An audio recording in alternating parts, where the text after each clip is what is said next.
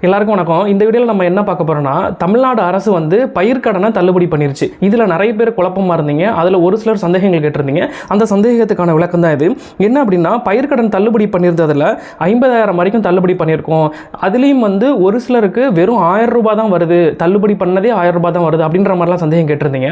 அதுதான் இந்த வீடியோவில் பார்க்க போகிறோம். என்னன்னா 28/11/2025 வந்து தள்ளுபடி திட்டத்துக்கான ஒரு மாதிரி ஒன்று வரைகிறாங்க.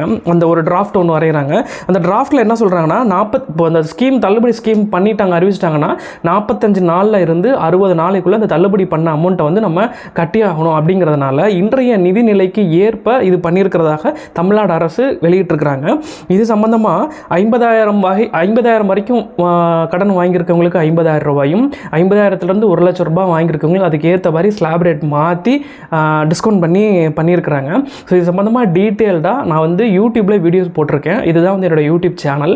இந்த சேனலில் நீங்கள் அங்கே வந்து டீட்டெயில்டாக செக் பண்ணி பார்க்கலாம். நான் வந்து அந்த ரெக்கார்டோட நான் என்ன கையில் வச்சுருக்கணும் அதை வச்சு நான் உங்கள்கிட்ட டேட்டாவோட அதில் நான் பேச போகிறேன். உங்களுக்கு சந்தேகம்னா அதில் நீங்கள் டேரெக்டாக வந்து பார்த்துக்கலாம்.